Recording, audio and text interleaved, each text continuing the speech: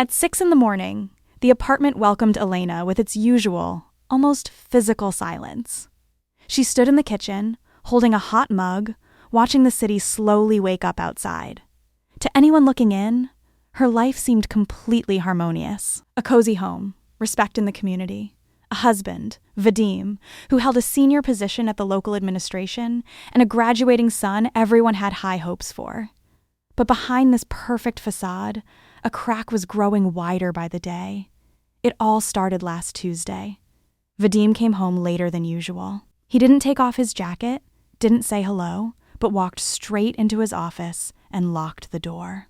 Elena noticed how his hands were trembling as he set his briefcase on the desk. An unexplained anxiety hung in the air. Hard to put into words, but impossible not to feel. Later that evening, Elena overheard his phone conversation on the balcony. "You don't get it. These aren't just papers," Vadim said into the phone, his voice quiet but sharp. "If this leaks now, we all go down. Handle it like we agreed. There can't be any audits." Elena froze in her tracks. She had known her husband for over 20 years. Known him as an honest, principled man who always stood up for justice.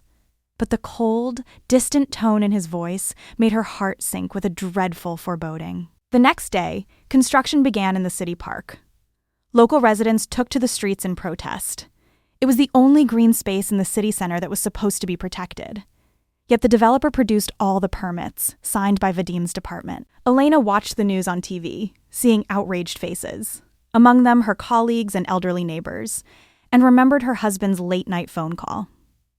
At dinner that evening, she decided to confront him directly.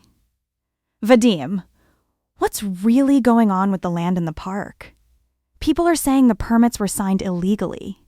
Vadim slowly set his fork down. His gaze turned heavy and cold. "Elena, don't get involved in things you don't understand. I'm doing everything so our family doesn't want for anything. Our son is going to university abroad. Do you have any idea how much that costs?" "At what cost, Vadim?" Her voice trembled.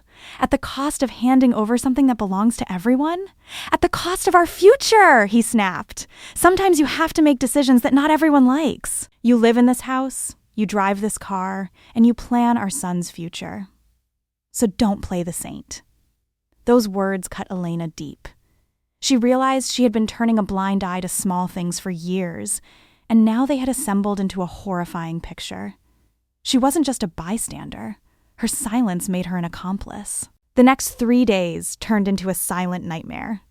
Vadim acted as if nothing had happened, while their son, Maxim, was genuinely excited about his upcoming studies, unaware of the real cost of his ticket to a new life.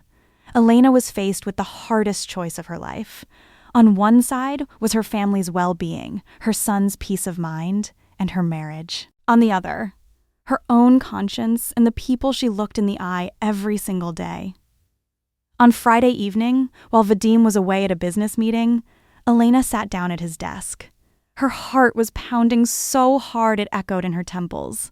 She knew where he kept copies of the documents. Finding the folder with the signatures and stamps, she took detailed photos of every single page.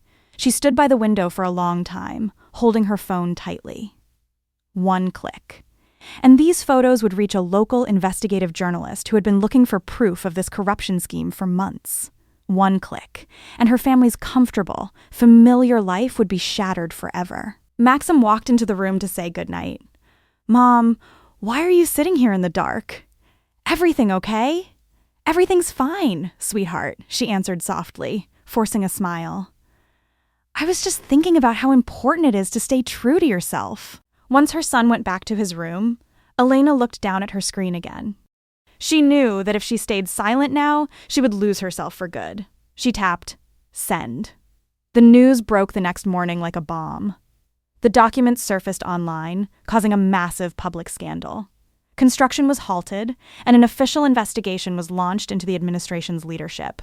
The tension in the house reached a boiling point. Vadim was furious, trying to figure out who leaked the information. He didn't suspect for a second that the person responsible was sitting right across from him at breakfast, quietly pouring his coffee. Elena looked at her husband and knew there was no turning back. Their life would never be the same. Tough times were ahead, arguments, and likely a divorce. But for the first time in years, she felt like she could breathe freely. She had made her choice, and she was ready to pay whatever price it took.